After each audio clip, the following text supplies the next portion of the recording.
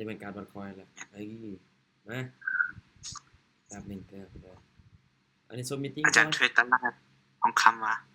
มื้อนี้บ่เดี๋ยวเมื่อกี้นี่ค้างไว้ซื่อเดี๋ยวแป๊บหนึ่งเนี่ยเบิ่งก่อนมื้อนี้วันจันทร์เนาะพะเนาะวันจันทร์ตลาดนี่บางกราฟนี่ก็งามแท้งามว่าบ้านกันได้กี่ร้อยบ่กี่ร้อยเนาะโพดบ้านกัน ลงมาอันนี้รอถ่าเด้อแป๊บหนึ่งเด้อรอถ่าแป๊บหนึ่งเนาะกันเนาะดูอยู่บ้านน้องฝนแห้งเลยจริงฝนตกอ่ะทางหมอนี้น่าจะเป็นลมเอาหนาวป้าโทโคตรดีเลย มาเดี๋ยวเราจะเริ่มกันเนาะกันเนาะเริ่มวิเคราะห์กราฟกันเนาะถ้าไอ้น้องยังมากลุ่มเสี่ยงบ่ได้ก็อยากให้เบิ่งเป็นกรณีศึกษาเด้อเนาะกันเนาะให้เบิ่งเป็นกรณีศึกษาเอาเพราะว่าคือฮู้กันเนาะการเทรดก็หยังก็มีได้มีเสียพร้อมแหละตัดมันก็บ่ได้ตลอดเนาะถ้าที่อยากเทรดนำก็ต้องยอมรับบ่ได้เด้อถ้ายอมรับบ่ได้ก็จะให้เบิ่งเป็นกรณีศึกษาก็ได้ เพราะเขาสูญเสียสินทรัพย์ไปนี่ก็จะสูญเสียหมดเลยเพราะว่าเราบริหารบ่เป็นเนาะก็มีแต่ว่าอยากให้น้องเบิ่งเป็นกรณีศึกษาเพราะว่าข้อยก็ขึ้นมาแชร์แนวทางเนาะขึ้นมาแชร์แนวทางให้น้องเบิ่งก็ได้เบิ่งเห็นรูปไปนำกันสำหรับในรอบนี้เนาะมาป้าโทตลาดรถควายงามว่าแล้วเราค่อยงามบ่มาเบิ่งดอทคอยให้เขาจะมาเบิ่งดอทคอยงามแป๊บนึงรีเฟรตชลาดตรงนี้ตลาดว่ามีอ๋อมาเดี๋ยวนี้ไปเบิ่งดอทคอยให้เด้อแป๊บนึงนี่ดอทคอยงามแฮงบ่เขาเจ้าบอกโอ้ก็ใช้ได้อยู่พุ่นเนาะใช้ได้ชื่อมันเทลงมางามๆเลยเนาะปัจจุบันนี้ก็เทลงมางามๆงามมันแฮงนิ่งอยู่อาจารย์อืมเหมือนกับของดอทคอยนี่เดี๋ยวเบิ่งก่อนเด้อเอาออกมาเทคนิคตัวนี้เนาะบ่รู้จักโอ้คือมันจะเป็นจังซี่วะพยานข่อยอยากซ่าแน่แล้วเดี๋ยวแป๊บนึงเด้ออันโอ้นี้เบิ่ง ในเทียนน้องทำกระสมวันนิ่งอีกขึ้นมาอันนี้จะเทศทองคำเราจะเทศทองคำเด้อนะอันนี้จะเทศทองคำนะคุณเจ้าอันนี้เทศทองคำเบิ่งนะโอเคเนาะเนาะทองคำวันจันทร์นะวันนี้เป็นวันจันทร์เลยมาเดี๋ยวเอางบออกมาก่อน200เนาะ200อัพโอเคเมื่อกี้นี่เทรดเดโมได้บ่เจ้าเมื่อกี้นี่เทรดเดโมกันเมื่อกี้นี่ก็เทรดเดโมใช่เลยการเทรดเดโมไปแล้วก็เทรดเดโมกันเมื่อกี้นี่มาเดี๋ยวเอางบออกมากันเด้อนะโอเคเพราะอันนี้เตรียมไว้แล้วมาทุกคนเนาะเดี๋ยวเราจะมาวิเคราะห์ตลาดนำกันเด้อส่วนอินดิเคเตอร์ที่จะใช้มื้อนี้ก็คือตัวนี้เลยเป็นอินดิเคเตอร์Jagging Volatility เนาะอันนี้นี่ก็เทรดให้เบิ่งอยู่เด้เพราะว่าอันนี้ก็ศึกษามาอยู่เทคนิคตัวนี้ยังเฮ็ดวิจัยอยู่เฮ็ดบ่ทันแล้วเทื่อแต่ว่าอยากเอามาลองเทรดก็คือให้ความเป็นแบบอย่างเป็นตัวอย่างก็ได้ให้พวกเจ้าเบิ่งก่อนเพราะว่าเขายังหาความเสี่ยงได้ประมาณนี้เนาะJagging Volatility นี้มันจะตึงคือตัวเองได้ศึกษาเพราะว่าตัวเองเห็นอินเดียเขาจะเทรดหลายเห็นอินเดียเขาจะเทรดแต่ตัวเองอยากเอามาลองใช้เบิ่งน่ะก็ใช้อยู่ตรงช่วงนั้นน่ะใช้อยู่แต่ว่ามันอาจจะบ่ทันแบบลงโตปานใดตอนนั้นก็ใช้เปอร์เซ็นต์ R ก่อนหมู่ปึ๊บแล้วก็อาจจะมาใส่ตัวนี้แน่ก็เปลี่ยนไปเพราะว่ามันซ้ำกันหลายคนน่ะข้อยก็เลยแบบก็เลยบ่อยากใช้กับมันซ้ำกับไผเนาะจังนั้นเขาเว้าเฮาไปลอกเลียนแบบเทคนิคเขาบ่ได้แล้วนั่นเนาะนะเดี๋ยวนี้จะใช้เทคนิคตัวนี้เด้อเส้นสีบัวๆตัวนี้เส้นสีบัวๆแบบนี้โอเคเนาะส่วนไอ้น้องสังเกตเบิ่งแท่งเทียนเบิ่งการเคลื่อนเทียนไปนำถ้าว่าใช้บ่อันนี้ก็อยากซับซ้อนให้หลายฝ่ายที่ยังใช้บ่เป็นก็ได้แต่มันเคยขึ้นบ่สูงนะเพิ่นทีนี้มันก็ลงมาต่อสังเกตเบิ่งนี่เนาะมันเคยขึ้นฮอดนี้เนาะนี่มันเคยขึ้นฮอดนี้โอเคส่วนการนำใช้เด้อไอ้น้องเด้อส่วนการนำใช้อันนี้จะอธิบายไปนำเด้อโอ้ปัจจุบันนี้ถือว่าขึ้นงามเลยในตอนนี้นี่ค่อนข้างว่าโอเคอันนี้จะตามซื้อขึ้นไปก่อนเนาะตามซื้อขึ้นไปก่อนเด้อตามซื้อไปก่อนอันนี้นี่จะตามมันนี่ไปก่อนอันนี้นี่มันเล่นในเทิงนะครับมันเล่นในเทิงนี่มันยัง4โตขึ้นอยู่อันนี้ขอตามซื้อขึ้นไปก่อนอันนี้ขอตามซื้อขึ้นไปก่อนเพราะว่า แท่งเทียนเนาะแท่งเทียนนี่ก็ถือว่ามีการกดราคาอยู่แต่ว่าแฮงซื้อนี่ก็เข้ามาหลายอยู่ในโซนนี้มาเบิ่งมันจะลินสลับบ่แล้วมันจะขึ้นไปต่อเด้อในโซนนี้เด้ออินดิเคเตอร์นี่ก็ยังแบบอยู่ในระดับนี้เนาะพี่น้องมันขึ้นมาฮอดเพียงนี้เลยแต่ว่าถ้ามันลิ้นในกล้องนี่อาจจะแตกต่างได้มันจะคล้ายคือแบบว่าจังได๋ว่าสมมุติเนาะเวลามันลิ้นสลับน่ะมันจะแตกต่างกันเนาะมันจะแตกต่างกันนะมันจะค่อยๆเคลื่อนที่เวลาแท่งเทียนมันขึ้นไปนี่ตัวนี้มันจะยู่ขึ้นมันจะยู่ลงนะส่วนแท่งเทียนนี่มันยู่ลงมานี่แสดงว่าอินดิเคเตอร์จะยู่ขึ้นเดี๋ยวรอท่าเบิ่งเด้อรอท่าเบิ่งอันนี้ลองให้เบิ่งซื่อเด้อลองให้เบิ่งเป็นการศึกษาก่อนในฮอดนี้นะปัจจุบันนี้ก็ถือว่าเทลงมาอยู่เดี๋ยวเบิ่งก่อนเด้ออันนี้น่าจะบ่ทันเนาะเดี๋ยวเบิ่งคืนก่อนอันนี้น่าจะบ่ทันเดี๋ยวอันนี้ขอเบิ่งคืน ตามขายไอ้เจม ขายต่อบ่ เฮ้ยดีขึ้นว่าน้องเรียนปั้นเงินเดโมซิ อืมขายต่ออ่ะ แล้วน้องปั้นรักษาวได้มา44อะ ขายไปแต่ละน้อยวะขายแต่ละน้อยวะ แม่นเรื่องโทรศัพท์ อืมโอเคค่อยๆบริหารไปนำค่อยๆศึกษาไปนำนะ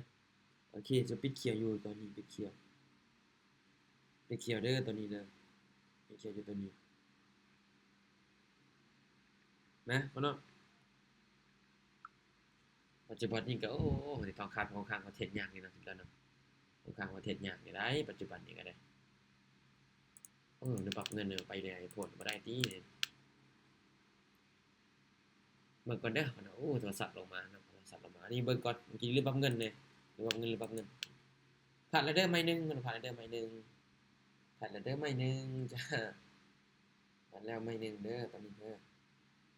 ซึ่งในตอนนี้นี่มันยัง4โตลงมาอยู่มันยังส่วนกันนะคล้ายๆลักษณะว่ามันจะคล้ายๆแบบอยากส่วน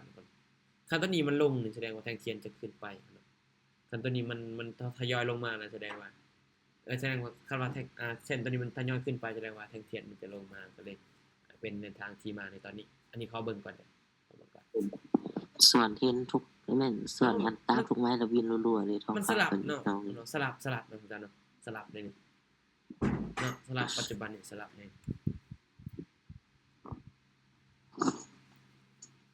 นะเพราะเนาะในปัจจุบันนี้ก็ถือว่าลงมานะขนาดมันสลับกันมาหลายไม้เติมเพราะเนาะโอเคในโซนนี้นี่จะตามซื้อขึ้นเด้อตามซื้อขึ้นเนาะตามซื้อขึ้นทันบ่สมเจ้าอันนี้ตามซื้อเด้อตามซื้อเพราะเนาะอันนี้ตามซื้อเบิ่งเพราะว่าในจุดนี้นี่ก็เป็นจุดที่ว่าเพราะว่ามีขายก็กดราคาลงมาอยู่แต่ว่ามันเป็นฐานเนาะมันเป็นฐานในจุดนี้นี่สังเกตเบิ่งกับบริเวณนี้มันเป็นฐานนี่ก็เลยตามซื้อขึ้นไปตามซื้อขึ้นไปแห่งซื้อแห่งขายถูกราคาลงมาป่าสุดจังแห่งซื้อขึ้นราคาก็ไปอีกป่าจ้ะโหดแน่นอนโหดสุดจังเนาะป่าจ้ะสำหรับปัจจุบันนี้โอเคนะเดี๋ยวไปต่อเด้อเนาะเดี๋ยวไปต่อ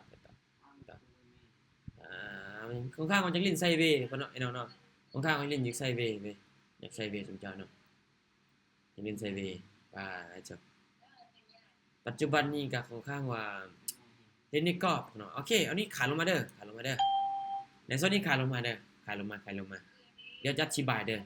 ยังขาลงมาเด้อยังขาลงมาถือว่าตัดลงมาแล้วตัดลงมาเลยเด้อก็มีแห่งซื้อกดราคาอีกสุดเจ้าปัจจุบันนี้อันนี้สังเกตเบิ่งว่ามันก็ตัดลงมาอยู่แต่มันเดี๋ยวเบิ่งก่อนเดี๋ยวเบิ่งขึ้นเด้อเดี๋ยวเบิ่งขึ้นเดี๋ยวจะย่อให้เบิ่งอุ้ยแป๊บนึงปัจจุบันนี้ก็ถือว่ามีแห่งซื้อกดราคาอยู่สมเจ้าเนาะแห่งขายกับพยายามดันราคาลงมาอีกปิดเขียวได้บ่เบิดเขียวบ้าโทเนาะกำลังจะปิดขาวได้บ่แพ้ปิดแดงได้บ่แพ้เสียงในหัวซ้ำเจ้าสักขึ้นไปจวดเนาะบ้าโจสักขึ้นไปแฮงขนาดสมเจ้าเนาะบ้าโจสักขึ้นไปแฮงขนาดสมเจ้า น่า เนาะ จะเป็นว่าเกมว่า ฮะ น่าจะเป็นว่าเกมคอคิดเดียวได้บ่ น่าจะแพกเสียงในหัวติเนาะแล้วนั่นเนาะ จะเป็นแพกเสียงในหัวแล้วนั่นน่ะอันนี้เบิ่งก่อนแป๊บนึงไป39เหรียญเด้ออันนี้พอวิเคราะห์ตลาดไปกันเจ้าเนาะ เดี๋ยวค่อยเบิ่งก่อนอินดิเคเตอร์ค่อยก็ลิ้นอยู่ในระดับนี้มันก็จะแตกต่างกับตัวอื่นแน่เนาะยังแตกต่างกับตัวอื่นแน่นะเดี๋ยวอันนี้ขอเบิ่งคืนเด้ออันนี้ขอเบิ่งคืนเดี๋ยวเขาจะใส่จุดๆอันนี้ก่อนเพราะว่ามันก็อาจจะบ่ตรงกันนะบางอันแต่ว่าบางจุดที่แบบมันค่อยออกมาใหญ่นะแล้วมันเฮ็ดให้ค่อยวินแล้วค่อยจึงเริ่มมาใส่นะออกมาตลอดวินตลอดเลยอันนี้จึงเริ่มมาใส่แบบนี้แหละแป๊บนึงเด้อโอเคซึ่งในตอนนี้อยู่28%โอเคในตอนนี้นะครับใน28%อยู่นะครับตอนนี้โอ้จะว่าทะลุลงมาเลยโอ้แสดงว่ามันขึ้นไปสูงหลายโอเคแนวนี้นี่ขายลงมาเลยคนเอาขายลงมาเด้อไอ้เนาะเด้อขายลงมาเลยสมชาญเนาะขายลงมาเลยขายลงมาโอ้ลงยาวขนาดเลยมั่นใจทุกออเดอร์ที่กดคนเนาะคนเอาขายลงมาเลยคนเอาโอ้กดบ่ทันเว้ยว่าจะออก2ออเดอร์เว้ยว่าจะออก2ออเดอร์นี่ออกบ่ทันซ้ำจ้ะเนาะขายลงมาเด้อคนเอาขายลงมามีไผส่วนบ่สมเจ้ามีไผส่วนบ่มีไผส่วนบ่นี่โอ้คนอันนี้ตามขายพอมันลงมาเอากินนี่ประมาณนี้นะคนนั้นแต่ว่า2ทางก็ลงมาของทางมาจากตามฐานเนี่ยครับด้านลุ่มนี่สมเจ้าโอ้คนเนาะมาคนเอาทีมอาจจะเด็ดลงมาได้เนาะคนเนาะ2ท้ายๆนี่โอ้คนนั้นเด็ดขึ้นไปคืนซ้ำเพิ่มมันทุบมา1-1โอ้คนบาดเจ็บเลยเด้โอเคทุกคนเนาะในเท่านี้ก็ลงมาต่ออีกสมเจ้าเนาะเวลาเรากดออกก็ด้วยแล้วมันจะเปลี่ยนนะคนเราจะเปลี่ยนช่วงท้ายๆมันจะเปลี่ยนช่วงท้ายๆนะครับมาคนไปต่อเด้อคนไปต่อสุดยอดเลยสำหรับปัจจุบันนี้ก็ในตอนนี้อันนี้ขอเบิ่งก่อนเด้อโอเคซื้อคนเอาสลับตามสลับคนเนาะตามสลับคนเอาตามสลับเด้ออันนี้ซื้ออันนี้ซื้อเบิ่งคนเนาะออกอยู่บ่ว่าอันนั้นกดคือบ่อยากออกไว้มันซะให้สุดยอดตามสลับเบิ่งคนเอาตามสลับเบิ่งเพราะว่ามันลงมาฮอดแต่เพียงนี้สุดยอดนี่ลงมาฮอดแต่เพียงนี้นะนี่นะในโซนนี้นะแล้วก็ขึ้นไปต่อคนเนาะนี่โซนนี้นะโซนฐานในหักบ่นี่นะมันขึ้นไปต่อคนเนาะก็เลยอันนี้ก็เลยขอตามซื้อเบิ่ง ตามสลับเวลาแท่งเทียนตัวนี้มันขึ้นไปแล้วตัวนี้มันจะซี่โตลงมาเนาะนี่ถึงจะมันทยอยขึ้นไปแล้วปุ๊บตัวนี้จะซี่โตลงมาเห็นบ่เนาะมันซักโตลงมาขึ้นเนาะมันซักโตลงมานี่ส่วนแท่งเทียนตัวนี้มันเคลื่อนที่แล้วตัวนี้มันจะซี่โตขึ้นไปมันจะฮึบขึ้นไปนะเห็นบ่เนาะอันนี้มันขึ้นไปนะเวลาแท่งเทียนลงมาหลายแต่มันจะขึ้นไปเนาะปึ๊บโอเคเราไปต่อเด้อมาในโซนนี้นี่จะเข้าคายลงมาเด้อเนาะเข้าคายลงมาเด้ออันนี้เข้าคายลงมามันลิ้นในโซนนี้อยู่เว้ยลิ้นในโซนนี้อยู่เว้ยโอ้แต่ว่าต่ำนี่พวกนี้เว้ยต่ำพวกนี้อยู่มันค่อนข้างว่าอยากซับซ้อนแน่ทุกเจ้าเพราะว่าตลาดนี้กับโซนนี้มันก็ลิ้นสลับกันเว้ยลิ้นสลับกันเว้ยในตรงในบอนนี้นะมันลิ้นสลับกันอยู่เด้ตอนนี้นี่ก็ยังติดเส้นอยู่มันยังอยู่ในบริเวณนี้อยู่เด้เดี๋ยวเบิ่งก่อนในตอนนี้นี่แท่งเทียนกับอินดิเคเตอร์นี่ค่อนข้างว่าจะไปแบบลักษณะว่ามันจะไปกงกันข้ามเนาะไปกงกันข้ามเด้อเพราะว่าสังเกตเบิ่งเวลาแท่งเทียนตัวนี้มันขึ้นไปเนาะฮะเนาะอันนี้ขาลงมาเมื่อกี้นี่อันนี้ขาลงมาได้เมื่อกี้นี่ขาลงมาโอ้กันว่าขึ้นไปก็ต่ำนึงลงมาบ่ได้เชื่อเนาะต่ำนึงลงมาบ่ได้เชื่อมาอันจะไป40เลยเด้ออันนี้จะไป40เลยสุดยอดไป40เลยเดี๋ยวเบิ่งอดีตขึ้นเลยเด้อเดี๋ยวค่อยเบิ่งอดีตขึ้นก่อนโอ้กันบ่ทันแล้วว่าจะเอิ้นบ่ทันซะบ่ทันเนาะจะเอิ้นบ่ทันซะบ่ทันซะอาจารย์ช่วยได้บ่ฮะช่วยได้บ่จะได้ก็เทรดนี้ได้กำไรสิบ่บ่แม่นอาจารย์เทรดจักไม้ได้แล้วจักไม้อ๋อออกไปอยู่4-5ไม้แล้วตินี่ออกก็ได้ก็วินแน่เสียแน่วินแน่เสียแน่อันนี้ก็ได้เนาะไม้แรกก็พลาดไม้ที่2ก็วินไม้ที่3ก็พลาดไม้ที่4ก็พลาดไม้ที่5ก็วินไม้ที่6ก็พลาดมันนี่มาเนาะเดี๋ยวเบิ่งข้อยจะใส่จุดนี้เบิ่งได้นี่ว่ามันสักตัวลงมาอีกป้าก็ต้องขึ้นงามแฮงโอ้ขึ้นงามแฮงเว้ยโอ้ขึ้นมาตามฐานแล้วเว้ยขึ้นมาตามฐานเลยได้จุดนี้นี่ตามฐานแล้วขายลงมาเด้ออันนี้ขายลงมาเด้อ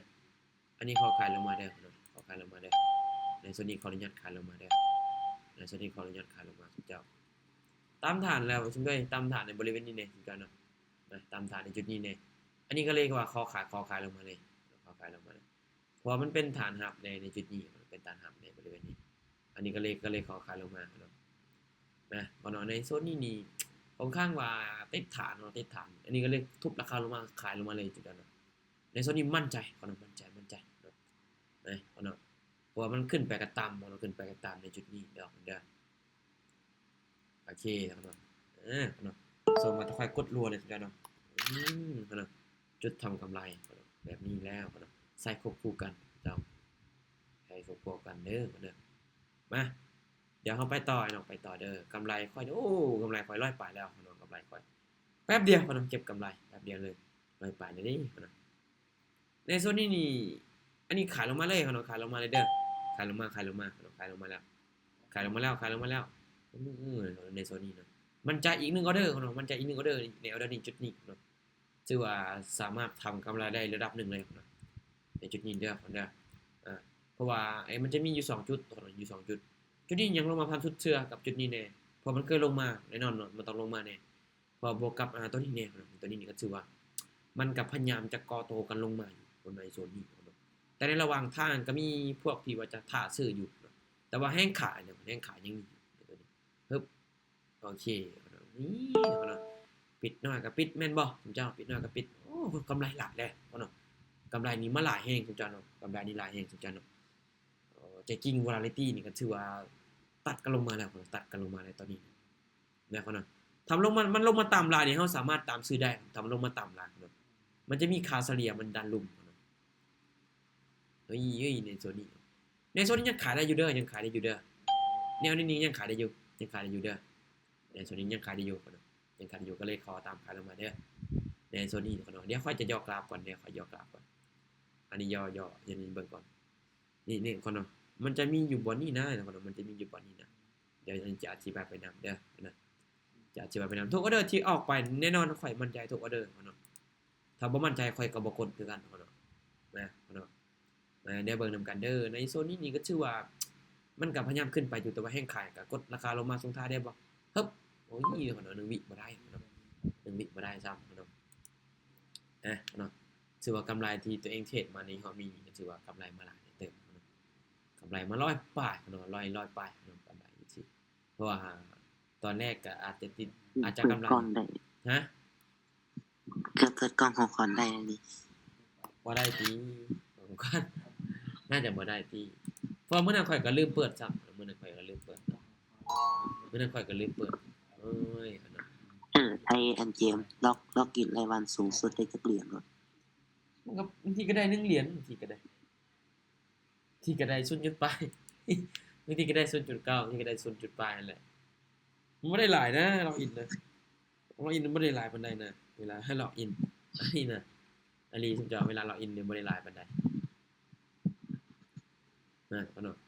ซึ่งในฮอมินี่ก็เต้ก็เทรดกำไรมาอยู่น้อยนึงคนบ่หลายเนาะกำไรอยู่น้อยนึงเวลาเทรดเนี่ยน้องสังเกตเบิ่งพฤติกรรมของตลาดเนี่ยบ่ได้หลายผมจะพฤติกรรมของตลาดแหละและก่อนจะเทรดเนี่ยพวกเจ้าเทรดดีโมก่อนก็ได้ก่อนจะเข้ามาเทรดเนี่ยนะพวกเจ้าส่วนพวกเจ้าต้องมีโมประคองตัวเองประมาณคือเวลาจะเทรดเนาะเวลาพวกเจ้าเอาเงินดีโมเข้ามาเทรดก่อนเนาะมาลองเบิ่งก่อนวิเคราะห์เบิ่งก่อนว่ามันเข้าตามแผนตามเทคนิคตามอินดิเคเตอร์เฮาบ่นะตามบริเวณของเฮาบ่ลองเทรดเบิ่งก่อนเดี๋ยวบ่ฟ้าเทรดเงินจริงก็ได้แต่ละคนนี่เจมส์จะว่าส่วนน้อยจะเทรดดีโมและเวลาวิ่งมีเงินแล้วเติมเข้ามาเทรดเลยนะบางคนจะเป็นจังซั่นและคนที่จะเทรดดีโมแท้ๆนี่แทบบ่มีเลยเดี๋ยวนะแทบบ่มีเลยเวลาเพราะว่ามันเทรดมันบ่ได้เงินเด้เฮาก็บ่อยากเทรดนะแต่ว่ามันอาจจะได้ประสบการณ์แล้วก็ได้บทเรียนคือกันแต่ว่าเฮาเทรดฝึกคือเขาสร้างขึ้นมาให้เฮาฝึกเทรดนั่นแหละ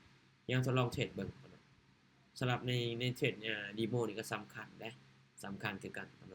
โอ้คนถือว่าตามฐานตามฐานบริเวณนี้ลงมาตับนะคนอันนี้อยากให้น้องสังเกตเบิ่งก่อนเวลาเข้าเทรดเด้อเวลาเข้าเทรดอยากให้สังเกตเบิ่งเพราะว่าตลาดนี่เนาะมันจะเฮาจะวิเคราะห์ได้ก็ต่อเมื่อเฮาเบิ่งมันเป็นเบิ่งมันออกเนาะเฮาต้องเบิ่งเป็นเบิ่งมันออกอีกเมื่อเฮาวิเคราะห์มันนะส่วนไอ้น้องมีเทคนิคเป็นของตัวเองอยู่แล้วเจมส์เชื่อว่าแต่ละคนมีเทคนิคเป็นของตัวเองอยู่แล้วแต่ว่าเฮายังขาดความมั่นใจกับตัวเองอยู่ยังขาดความมั่นใจกับตัวเองเลยเพราะว่าเนื่องจากเฮากับอาจจะบ่ได้ผ่านการฝึกฝนเนี่ยนะตามที่เจมส์ได้เบิ่ง บางคนก็เทรดอยู่เทรดก็เทรดดีโมก็เทรดก็ดีถือว่าดีนะไปที่เทรดแต่ว่าคนที่เทรดนี่น้อยแฮงแม่นบ่เนาะคุณเจ้าว่าแม่นบ่คนที่เทรดดีโมนี่น้อยแฮงพอคนเทรดมาปุ๊บแล้วจะเติมเงินเข้ามาเลยนะมันก็เลยเฮ็ดให้บางคนนี่บ่มีกระจิตกระใจที่อยากเทรดดีโมยามมันบ่ได้เงินเทรดแล้วเสียเอ่อก็คือฟรีเฮ็ดซำว่าเฮ็ดเวียกฟรีเฮ็ดเวียกฟรีว่าสิซะอันนี้ถ้าว่าอันนี้อยากคู่ไปปานพึ่งพอรวยสอนลูกแม่ถ้าว่าอยากคู่ปานพึ่งพอรวยในจุดนี้นะเฮ็ดเวียกฟรีกับเฮา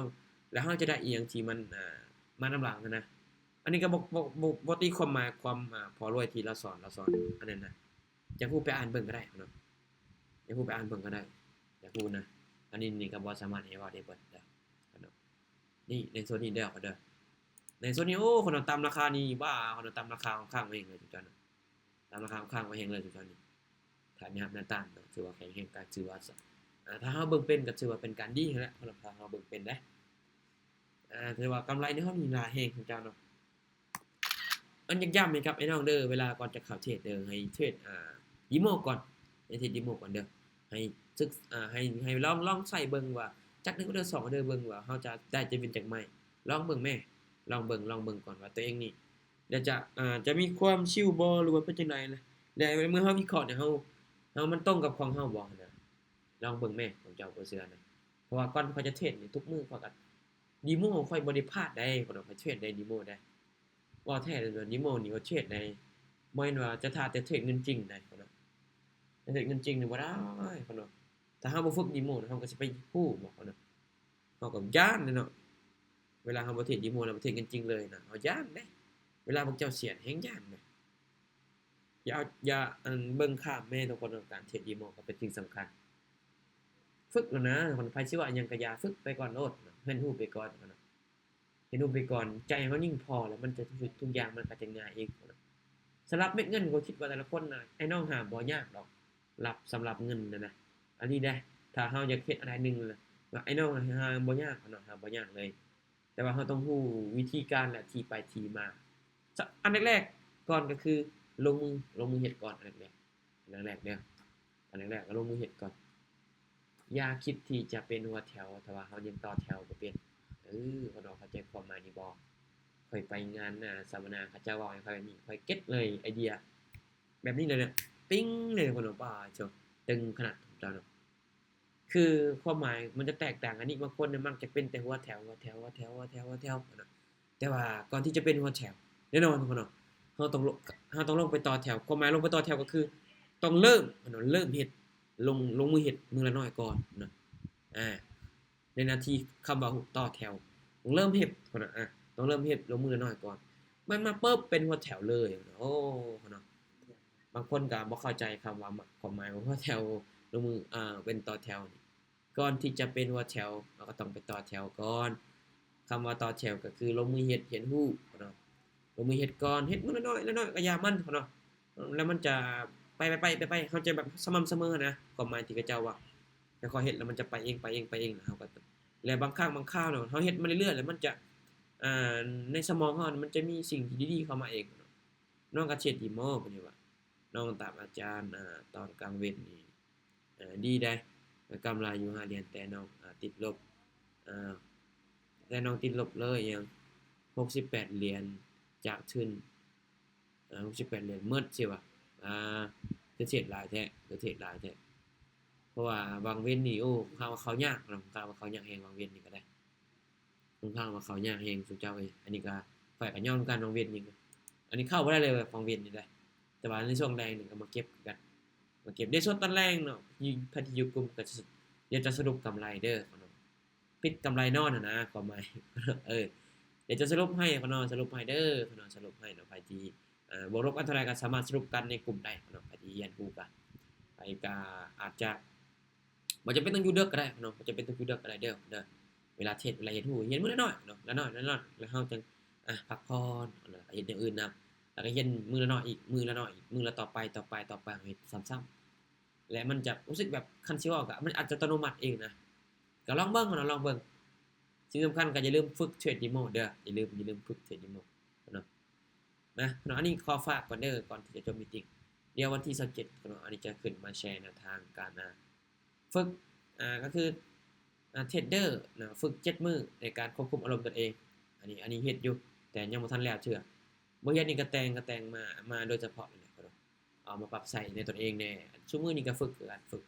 เพราะบางมื้อนี่ก็เขียนแผนตัวเองให้เขียนแล้วก็ฝึกในแต่ละมื้อเนาะมันจะเป็นหัวข้อย่อยๆๆๆๆลงมาเนาะให้เราฝึกเขียนนะ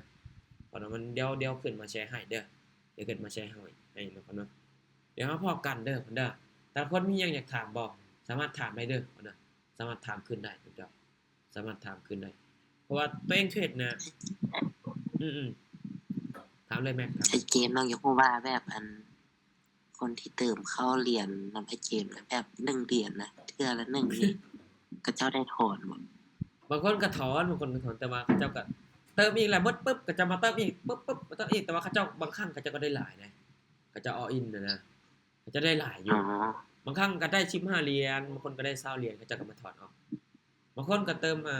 ล้านหนึ่ง2ล้านบ่10ล้านบ่บางคนก็จะเก็บกำไรทางยาวเอาบางคนก็อาจจะ น้องว่าถือว่าเก่งเลยจากเหรียญเดียว แม่นผู้นั้น ได้ น่ะเรา หลายปานนั้น ผู้หนังสือไทยน่ะในกลุ่มนั้นเราเทรดตู้ตึงก็เราปั่นจากเหรียญจุดปลายแล้วฮอดไป15 16เหรียญ20เหรียญแล้วผู้หนึงเราถอนเราเติมอยู่หลายเติมนั่นแหละเราเติมประมาณ500 200นี่แหละประมาณนี้แต่เรามาถอนทีละล้านโอ้มันก็ได้หลายเด้เราเก็บกำไรในมื้อนั้นน่ะแต่ละล้านเราเก็บทีละน้อยแล้วแต่ล้านว่าซี่ซะมันก็บ่ได้ยากในการหาเงินเท่านี้แต่ว่าเฮารู้วิธีบ่สำนั้นรู้วิธีเอามันมาได้บ่สำนั้นเองถ้าว่าจะรู้เฮาก็ต้องได้เรียนแม่นบ่ต้องได้ศึกษาแม่นบ่ต้องได้ฝึกฝนแม่นบ่แม่นว่าเข้ามาแล้วจะใส่ซะเลยพุ่นน่ะโอ้บ่ได้ตินั่นน่ะตายแท้ๆพุ่นน่ะมี1,000เหรียญก็หมดแล้วว่าแบบนั้นอันนี้มันบ่ได้เว้าแค่เม็ดเงินนี่เพียงแต่อย่างเดียวได้มันเว้ากับมันจะมีความอันสำคัญเด้อเจียมให้เด้อความรู้เป็นหลักแน่เนาะความรู้เป็นหลักเลยความรู้เนาะอันที่สองก็คือจะเป็นเกี่ยวกับอันนี้คันเจ้าความรู้อาจจะรวมถึงวินัยนำเนาะแล้วก็เห็นรู้เกี่ยวกับการเงินของเฮานี่แหละคันเจ้าความรู้ก็สำคัญกว่าหมู่เลย ส่วนอื่นๆก็เฮาสามารถเรียนรู้ได้เนาะเรียนรู้ได้ในที่นี้ก็คือพวก indicator อิหยังต่างๆเทคนิคอิหยังต่างๆอะนะเฮาเฮ็ดแป๊บเดียวเฮาก็เข้าใจวิธีใช้แล้วนะเฮาก็เข้าใจแล้วตอนนี้ส่วนเฮาจะเรียนรู้จากตัวเฮาจะมาควบคุมตัวเองนี่นะนี่มันเป็นอิหยังที่ว่ายากหลายเนาะซับซ้อนหลายบางคนที่เทรดเสียแล้วอยากนำคืนเนี่ยเติมมาอีก all in เลยเบิดเนาะนั่นน่ะเปิด all in เลยเบิดเนาะอันนี้นี่โอ้เนาะอยากแนะนำให้ปานใดเนาะเวลาเสียแล้วก็อย่านำคืนเด้อฮะ น้องเชื่อวันตอนกลางเว้นน่ะคือจันเว้านั่นแหละน้องเติมล้านปลายน้องเอาอินหมดเลยเชื่อคำเดียวเลย แน่ โอ้ นะเฮาเสียปุ๊บเฮาจะแก้แค้นนะมันอยากได้คันมันได้สมมุติเฮาคิดแบบนี้เสมอเฮาไหมเขาว่าเอาอินเฮาก็ได้เลยนะสมมุติว่าเฮามีอยู่ตอนนี้นะเฮามีตอนนี้อยู่มาขอติดลบอยู่100นึงมาติดลบอยู่200มาต่อ100เดี๋ยวตอนนี้ข้อยมีงบโอเคข้อยจะเอาอินเลย300นี่ถ้าว่าได้ก็คือได้หลายนะเฮาบ่ได้คิดไว้ถึงว่ามันจะเสียก็อย่ามันเฮาบ่ได้คิดได้แบบนั้นได้เพราะว่าในตอนนั้นเนี่ยเฮาจะคิดแบบมีแต่ฟังว่าให้มันวินให้มันจังได้อย่างเดียวนะในตอนนั้นน่ะที่มันจะคิดจังซั่นในตอนนั้นอันนี้ก็เป็นจังซั่นแหละตอนนั้นเทรดน่ะและกดไปมันก็บ่วินคือเฮาแล้วก็เนี่ยยากเลยนะมันออกฮอดออกล้นในท้องอะนะความหมายก็มีแต่ว่าอยากให้เนี่ยบ่อยากให้เฮ็ดจังซั่นเนาะถ้าว่าเฮาเฮ็ดอยู่ก็อยากให้เปลี่ยนเด้อแต่ละคนคือกันแหละเนาะมันเป็นหยังที่เฮ็ดยากแต่ว่าเฮาต้องได้ฝึกฝนเอาเรียนรู้เอาสำหรับข้อยนี่ก็ต้องได้สำหรับถ้าถามว่าโตข้อยเคยผิดพลาดจุดแบบนั้นบ่ก็เคยนั่นแหละเนาะเคยคือกันบ่แม่นว่าบ่เคยก็เนาะเป็นหยังสิบ่เคยก็เนาะถ้าถามว่าเคยบ่เคยเติมมาแล้วมันติดลบแหละเติมมาเท่าน้อยแหละเท่าละล้านหนึ่งแล้วมาสะสมเป็นเงินแล้วมันหลายบัดนี้เป็นประมาณ10ปลายกว่าล้านในมื้อนั้นนะอันนี้เทศนะอันนี้เว้าแท้เนาะเว้าแท้ติดลบมาอยู่600ปลายตอนนั้นมื้อเดียวบ้าโธ่อันนี้มานั่งคิดเบิ่งโอ้ควบคุมอารมณ์บ่ได้นี่เป็นจังซี่เนาะตัวเองมาคิดเบิ่งเว้าผู้เดียวนะควบคุมตัวเองบ่ได้นี่เป็นจังซี่เนาะแล้วก็นั่งอยู่ห้องน้ำเลยอันนี้นั่งนะเว้าแท้เลยอันนี้เป็นความจริงเลยนั่งอยู่นะอันนี้นั่งควบคุมอารมณ์บ่ได้น่ะเป็นจังซี่ตัวเองคิดนะมันรู้สึกเป็นจังได๋พูดเนาะ3มื้อค่อยจึงฟื้นโตได้นะอันนี้ได้ มันเป็นตาย้านแฮงใดถ้าว่าเฮาบริหารบ่เป็นน่ะอันนี้เนาะเพราะว่าเฮาเสียเงินแล้วเฮาจะเสียสุขภาพจิตไปนำหั้นนะถ้าว่าโอเคถ้าว่าเฮาอยากลองเฮ็ดแบบนี้อยากลองเทรดแล้วอยากหาประสบการณ์ก็เอาเงินที่เฮาสามารถยอมรับความเสี่ยงได้นั่นแหละเนาะก็บ่ต้องเฮ็ดคือข้อยเว้านั่นแหละ บ่หาเทรดเสียปุ๊บเดี๋ยวจะเอาอินเข้ามาบ่ได้เด้แนะนำบ่เฮ็ดบ่ได้บ่แนะนำให้เด้อน้องเด้อบ่แนะนำให้เลยตัวนี้ เวลาเสียก็ต้องหยุดแหละหยุดให้มันได้ให้แนวอื่นก่อนเมื่อเฮาเสียนี่โอ้เคยบอกเลยสุเจ้าเนาะยิ่งบ่ได้ผมจะเอาเงินเข้ามาเทรดเท่าใดก็บ่ได้ค่อยบอกเขาการันตีให้เลยนะค่อยฟันธงให้เลยเอาหัวไปประกันเลยนะและเป็นหยังคนจังกล่าวจังซั่นพวกเจ้าก็น่าจะรู้ตัวเองนั่นแหละเมื่อเฮาเสียแล้วเฮาคิดออกว่าเฮาบ่ควรเฮ็ดจังซั่นนะความหมายเฮานะอันนี้เวลาว่าคนวางแผนคักแน่ละได้ก็ยังบ่เฮ็ดตามแผนอันนี้เห็นบอกว่ามันซื่อเทิงแบบว่าเฮายังขาดวินัยหลายเกินไปเนาะยังขาดวินัยอีกตั้งหลายยังเฮ็ดฮู้ตั้งหลายอีกเนาะก็มีแต่ว่าอยากให้ไอ้น้องน่ะทบทวนตัวเองขึ้นซะเนาะสำหรับตัวข่อยนี่ก็ยังเรียนทุกมื้อคือกันศึกษาทุกมื้อคือกันเวลาว่างข่อยก็จะมานั่งไต่ฐานเนี่ยหน้าตามาศึกษากับเทคนิคของตัวเองมาเข้าจุดมาหาจุดเข้ามาหาจุดออกนะจุดเข้าออเดอร์แล้วก็จุดเข้าออเดอร์จุดนี้คนเข้าจดแต้มมาหา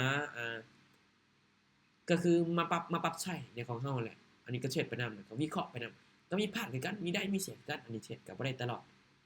นะของมันก็บ่ได้ตลอดแต่ว่าเฮาก็มาเบิ่งโดยรวมเอาดูแล้วว่ามันจะมีกำไรบ่ถ่ายเดือนมาอันนี้พอเนาะเก็บมันละน้อยสะสมให้เฮ็ดได้อุ้ยพอเนาะเงินนี่เว้าอีหลีเจ้าหาบ่ยากนะพอเนาะบ่10เดือนก็200,000ปลายเนี่ยของ10เดือนสำหรับตีเงินกีบพอเนาะแต่ว่าพวกเจ้าเก็บได้ปั้นได้เนี่ยค่อยโอ้พอเนาะกำไรอันนี้นี่ไอ้น้องนี่เก่งมาทุกคนแต่ว่าเฮายังควบคุมอารมณ์บ่ได้เทื่อนะอันยังควบคุมอารมณ์บ่ได้เทื่อตัวนี้แหละตัดออกยังตัดออกยากเทื่อตัวนี้เนาะก็มีแต่อยากให้ไอ้น้องน่ะทบทวนเบิ่งคืนเด้อเด้อมีแต่ว่าค่อยๆเรียนรู้ไปนั่นแหละเนาะแต่ว่าเฮาบ่ปรับก็บ่เป็นเฮามันก็บ่เปลี่ยนได้เรียนรู้ต้องปรับต้องเปลี่ยนถึงจะเป็นไปฮอดอันได้เนาะก็มีแต่ว่าประมาณนี้เนาะสำหรับข่อยก็อาจจะแชร์ยาวแน่นิดนึงเนาะเพราะว่าข่อยก็อาจจะเทรดกับบางมื้อก็ได้บางมื้อก็เสียคือเฮาเฮ็ดกันกำไรในรอบนี้เกือบ200ปลายกำไรรอบนี้ประมาณ172เหรียญแม่นบ่อันนี้ก็บ่จื้อคือกันก็เอาเป็นว่าเนาะอันนี้จะมีแนวถามอีกบ่มีบ่แต่ละคนสามารถถามขึ้นได้เด้อถ้ามีถ้าบ่มีแล้วก็บ่เป็นหยังเนาะถ้าบ่มีแล้วก็บ่เป็นหยังเด้อถ้ามีแล้วก็ถือว่าถามได้เลยสุดยอดเนาะสำหรับมือใหม่ก็อยากให้เรียนรู้เบิ่งก่อนเนาะเทรดดีโมทดลองเบิ่งก่อนศึกษาเบิ่งก่อนที่ไปที่มาของมันสำหรับมือใหม่เนี่ยอันนี้ยังแนะนำให้ indicator ตัวนี้เด้อสำหรับมือใหม่ตัวนี้ William Factor นี่เนาะ William Factor นี่เนาะกดมาปึ๊บให้น้องการสำหรับมือใหม่เราก็สามารถตามเทรดตามมันได้เลยเนาะถ้ามันชี้ขึ้นเราก็ตามขายถ้ามันชี้ลงเราก็ตามซื้อเนาะง่ายๆเนาะเทคนิคแต่มันบ่ 100% ดอกทุกเทคนิคบ่ 100% แต่ว่ามันอยู่ อันตัวนี้แดนเคยแนะนำน้องเลยแต่อันแดนบอกว่าให้บริหารเงินเอา ค่อยๆเทรดเด้อนะค่อยๆเทรดแต่ว่าอันนี้ยังเฮ็ดเวียกอันนี้อยู่คือเขาเนาะเฮ็ดงานเกี่ยวกับวิจัยอันนี้แหละอินดิเคเตอร์ที่เฮาใช้นี่อันนี้ก็ยังเฮ็ดอยู่นะก็บ่เรียนที่แต่งกันยังบ่ทันแล้วเทื่อบางอันก็มันหลายนี่อันนี้ก็เฮ็ดอยู่แต่ในมือก็แต่งบ่เฮ็ดให้กับไอ้น้องแม่นว่าเข้ามาแล้วมีแต่เทรดอย่างเดียวเนาะโอ้เนาะบ่ได้เด้นี่เบิ่งแต่ละคนก็ยังบ่ทันเข้าใจเทื่อนะคนเดียวมาพอกันเด้อเนาะพอกันเดี๋ยวขอฝาก2แอปแดงเด้อ เวลาได้เกม โอเคพนเดียวขอฝาก2 เจ แอ อ ป อะ แด ไรง พนเดี๋ยวมาพอกันในมือใหม่เนาะโอเคพนจะเข้าไปศึกษากับคนอื่นได้เดี๋ยวจะส่งลงกลุ่มเด้อมีตติ้ง ได้เลย โอเคพน thank you พนบ๊ายบายพอกันเด้อ